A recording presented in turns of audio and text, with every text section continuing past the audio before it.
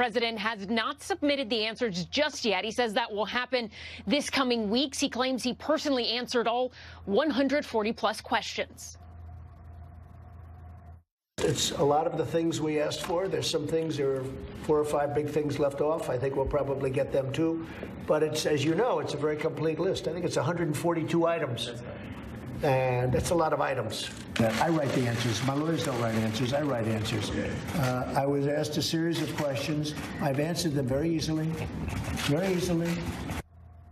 We reached out to President Trump's attorney, Rudy Giuliani, this morning, and so far have not heard back from him. The president maintains that the Russia probe is a witch hunt. Trump forced out Attorney General Jeff Sessions and named Matt Whitaker acting Attorney General. Democrats and some Republicans say that Whitaker is problematic in part because he's criticized the special counsel publicly in the past. There are also questions about the legality of his appointment. The argument there is that it violates the Appointments Clause of the Constitution. Democrats say the president named Whitaker as acting AG because he wants to derail the Russia probe. The White House says Whitaker has years of experience, and the DOJ deals with things well beyond the Russia probe. John? There's been talk in Congress about some kind of legislation that would protect Mueller. Do we expect any kind of a vote? Well, Democrats and some Republicans would really like for that to happen. Legislation was passed in committee this past spring. A bipartisan group of lawmakers say now is the time for a full Senate vote. Outgoing Arizona Senator Jeff Flake, a Republican who is a member of the Senate Judiciary Committee, he says that he will not vote to confirm any judicial nominees until legislation protecting special counsel Robert Mueller is taken to the floor. He's getting support from Democrats with that idea. But again, both left and right are saying that they do think a vote should happen on that. Take a listen. I think there's nothing lost by doing it, and there's possibly much gained, and it clears the air. Whitaker has expressed hostility toward this probe. He's suggested ways to diminish it, to starve it of funding, for example. Why in the world we would be so sanguine about this and allow it to happen just is beyond me. Senator Lindsey Graham was one of the original co-sponsors on that legislation to protect Mueller. He has said that he does not think holding up judges is a good idea. Majority Leader Mitch McConnell has said that legislation protecting the special counsel, in his view, is not necessary. John? Ellison Barber. Ellison, thanks. Florida is expected to finish up a hand recount this weekend to decide the contested Senate race between Republican Governor Rick Scott and Democratic incumbent Bill Nelson. The Scott campaign sounding confident about the end result. Certification from the state is set for Tuesday, right? That's correct. That's correct. And is it your understanding that that will be certified and go as scheduled on Tuesday? We believe it will. We believe that Tuesday these election results will be certified, and Governor Scott, Senator-elect Scott, will be heading to Washington. Peter Ducey is in Lauderhill, Florida, with more on that. Peter.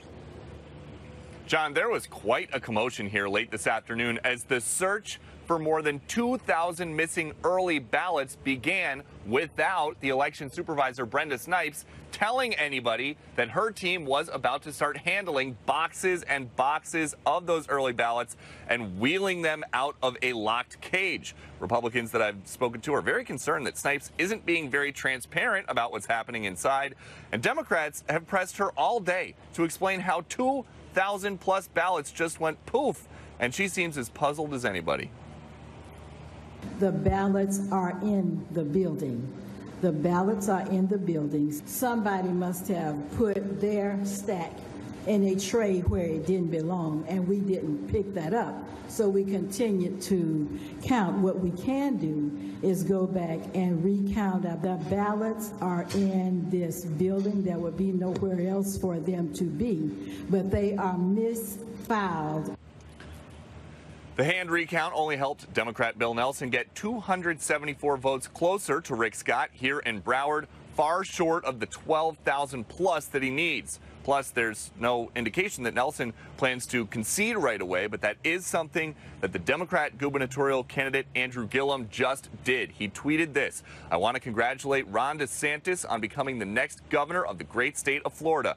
My wife, Arjai, and I could not be prouder of the way we ran this race. We could not be more thankful to my running mate, Chris King, FL, and his wife, Kristen, Gillum had been pushing people to keep going to election facilities until 5 o'clock today. That was the deadline to go and fix a ballot if the supervisor sent a letter that there was a problem with your signature not matching the ballot versus their records. That ended just a little more than an hour ago, and a few minutes afterwards is when Gillum finally called it quits. John. Peter Doocy. Thanks, Peter. Meanwhile, the state of Georgia officially has certified Republican Brian Kemp as its next governor.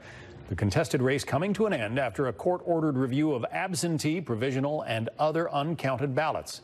Here is the governor-elect. We have laws on the books that prevent elections from being stolen from anyone.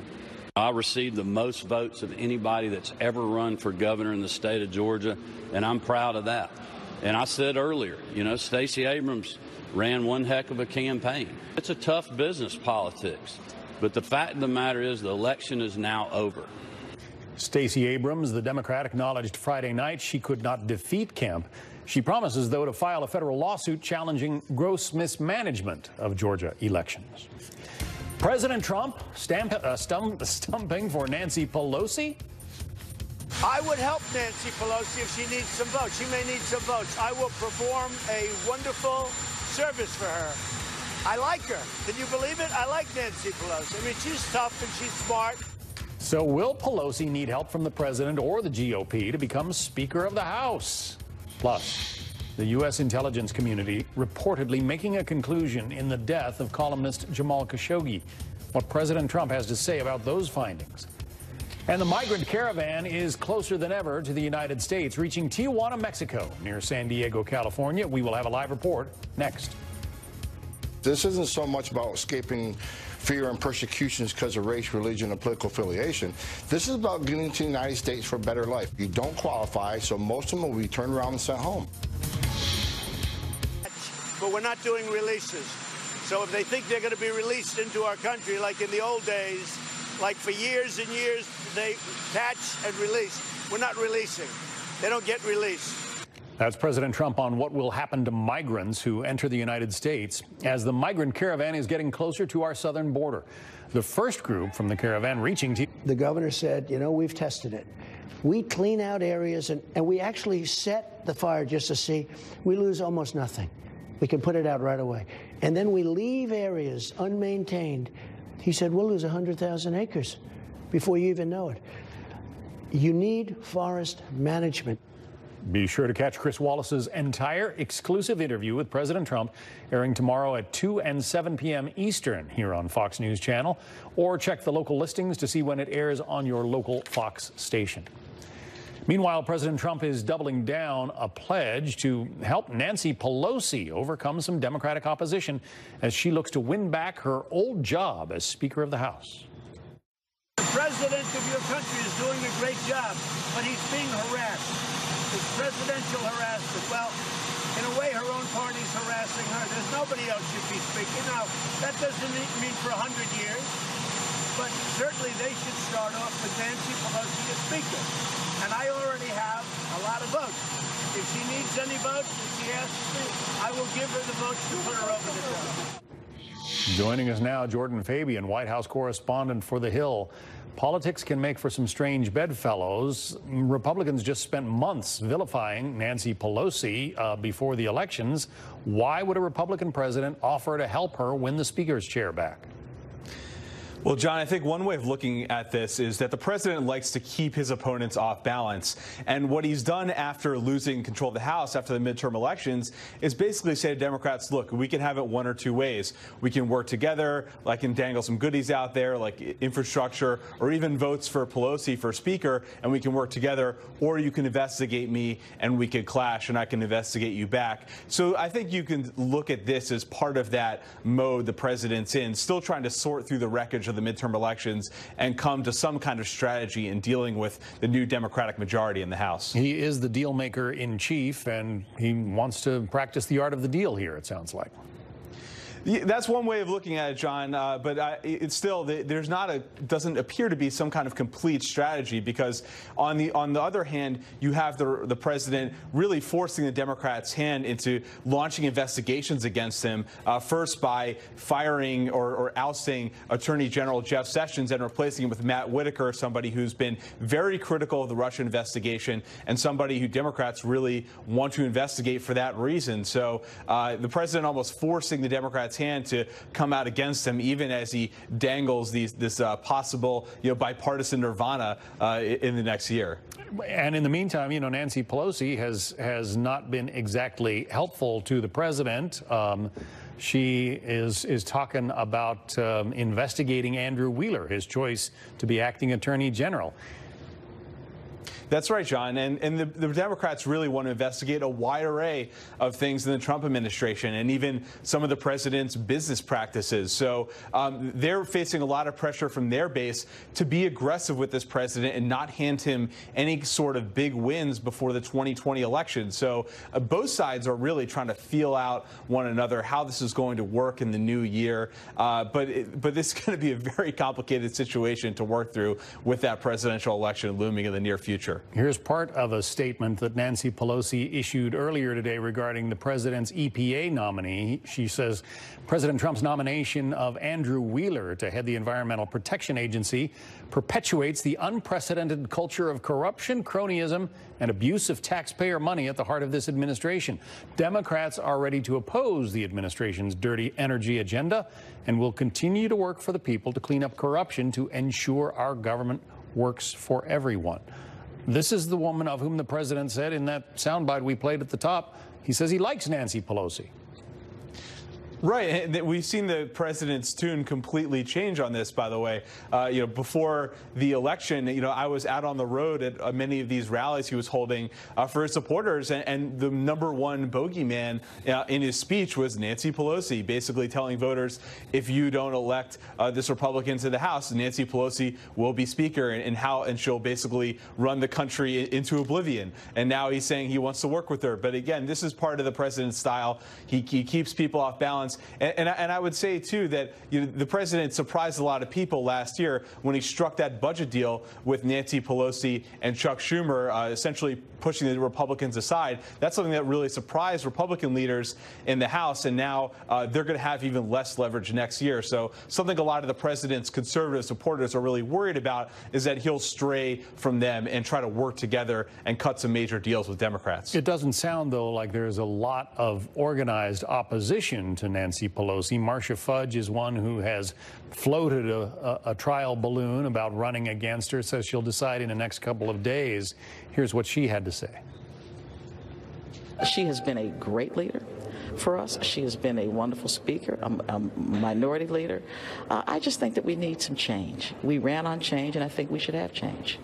Could this be one of those situations? We know that the two of them met yesterday. Could this be a situation where Marcia Fudge says, okay, Nancy, I won't challenge you, but I need, a little payback?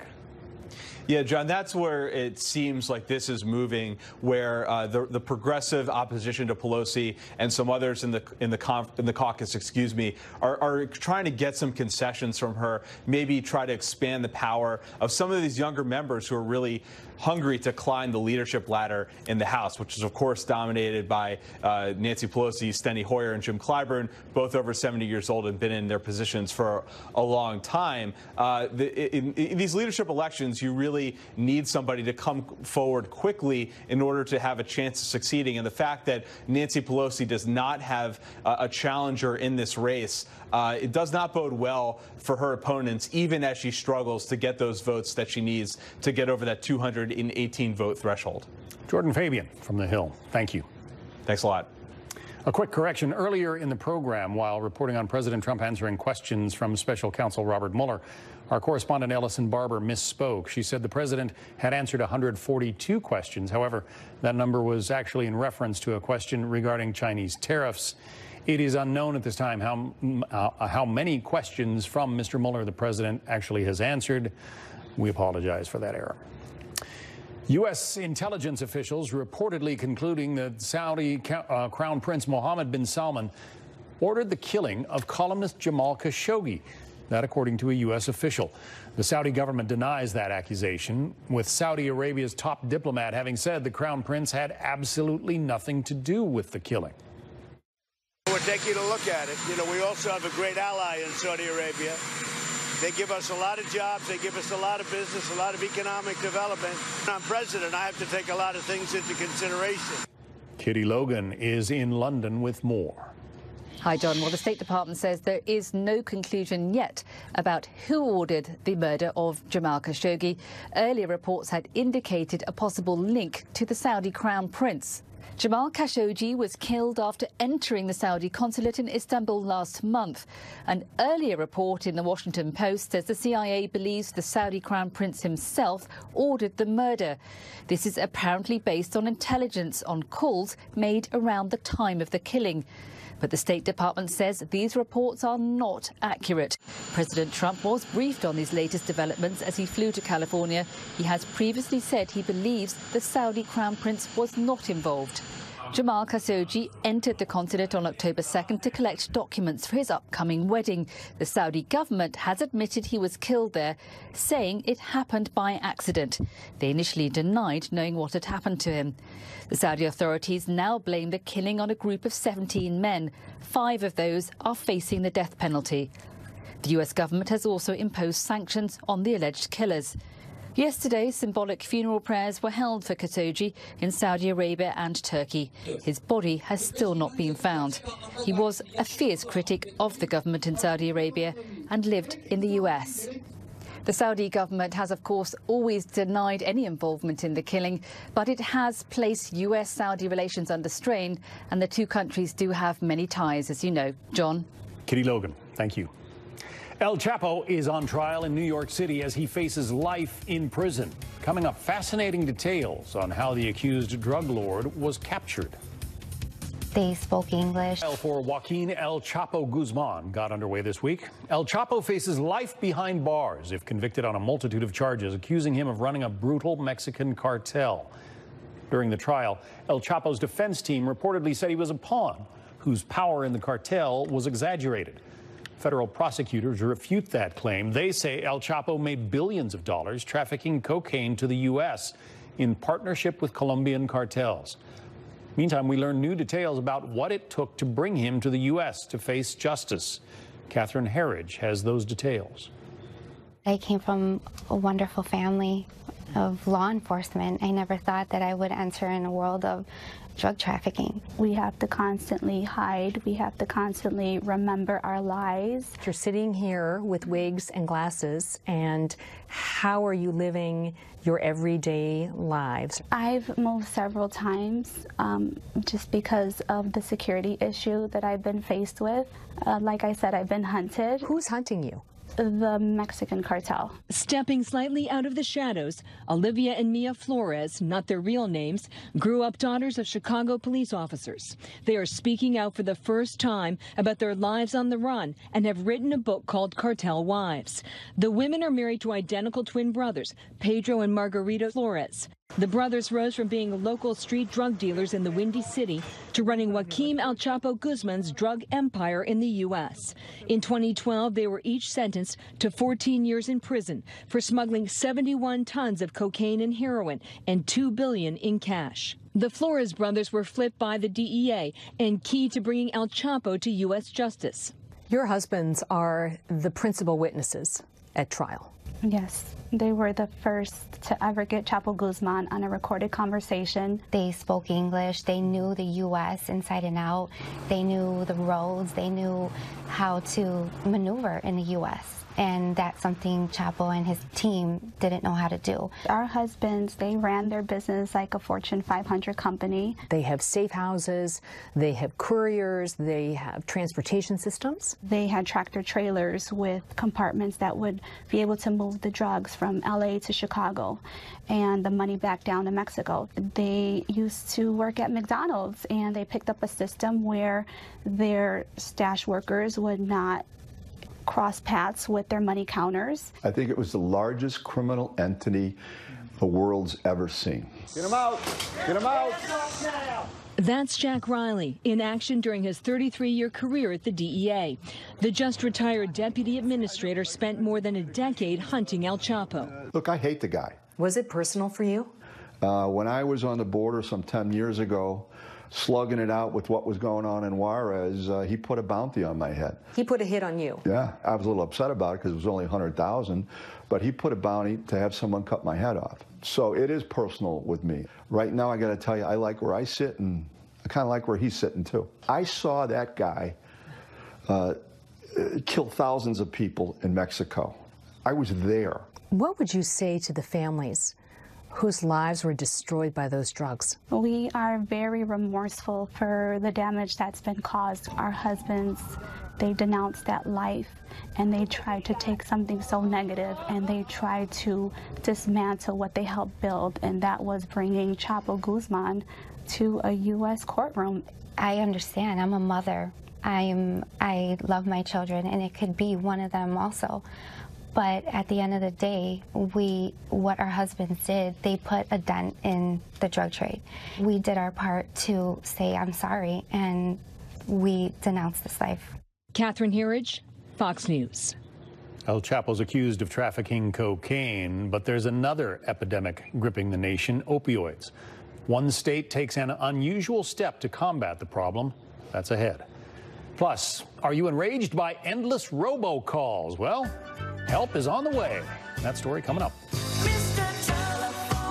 Florida is taking the two largest drugstore chains to court. The state's suing Walgreens and CVS, claiming they added to the state and national opioid crisis by overselling painkillers and not doing enough to stop illegal sales. Florida Attorney General Pam Bondi says those companies failed to stop suspicious orders of opioids and dispensed unreasonable quantities of opioids from their pharmacies. A CVS spokesperson says the lawsuit is, quote, without merit.